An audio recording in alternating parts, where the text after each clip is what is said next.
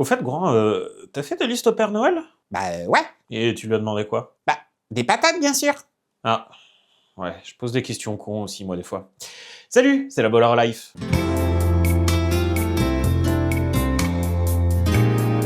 Et bienvenue pour ce calendrier de l'Avent Pop Culture 2025. Je vous rappelle le principe, une vidéo tous les jours, ou presque, jusqu'au 24 décembre inclus, pour parler d'une œuvre pop culturelle qui nous a marqués. L'objectif, vous faire découvrir ou redécouvrir la pop culture de l'année à côté de laquelle vous auriez pu passer. Il y aura des films, des jeux vidéo, mais aussi des séries, et notamment des animés, et ça tombe bien, c'est le cas de l'œuvre qui se cache derrière notre 4e case. Aujourd'hui, on vous présente... Gachi Akuta.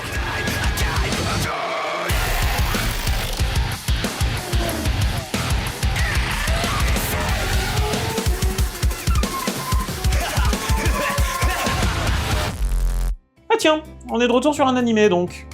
En même temps, tu regardes que ça. Ouais, pas faux. Bon, Gachi Akuta, qu'est-ce que c'est? On est sur du shonen. Oui, bon, c'est vrai que 80% de ce que je regarde, c'est du shonen. Mais avec Gachi Akuta, on est sur du très bon classique. Et ça vient de sa créatrice. Et oui, le manga, publié dans le Weekly Shonen Jump, Un gage de qualité du shonen en général. voilà.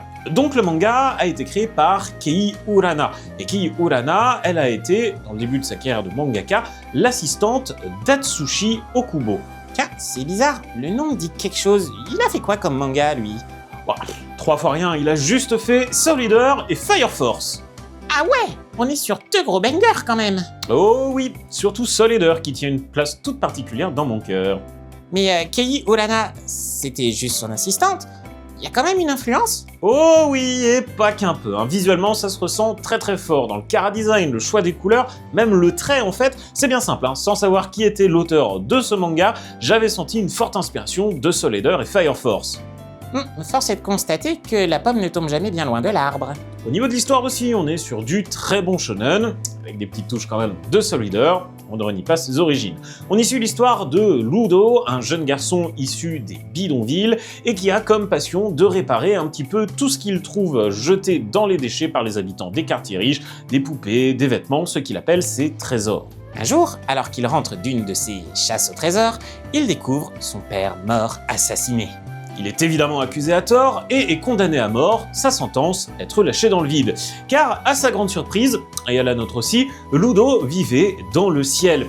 Et la Terre, elle, c'est devenu un dépotoir géant. Ouais, avec des monstres poubelles qui prennent vie aussi. Un endroit charmant pour passer des vacances. Ludo va échapper de justesse à l'un de ces monstres, notamment grâce à un forgeur, un être capable de transformer son objet fétiche en véritable arme. Et bon, c'est du shonen, donc Ludo va lui aussi posséder cette capacité, et évidemment, il va être très très craqué.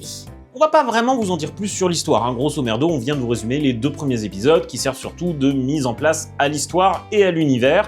Mais je vous rassure, à partir d'un moment, l'histoire accélère un peu plus et devient beaucoup plus dynamique. Avec pas mal de combats assez stylés. Parce qu'on arrive dans l'un des gros points forts de cet animé, on ressent encore l'influence Soul Eater, hein, les combats.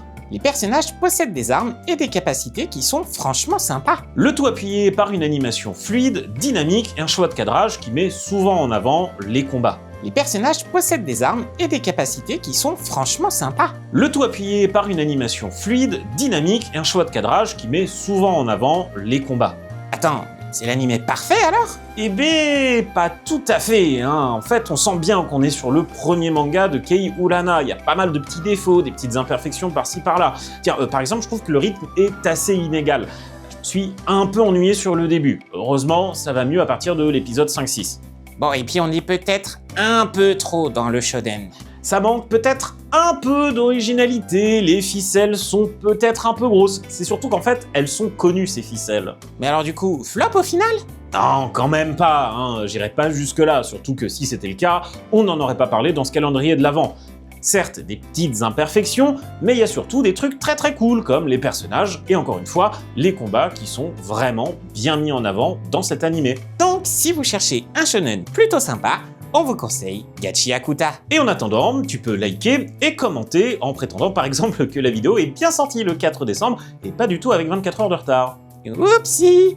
Bon, et puis si c'est pas déjà fait, tu peux t'abonner et activer la cloche. Nous on se donne rendez-vous demain pour une nouvelle case. Salut les jambons!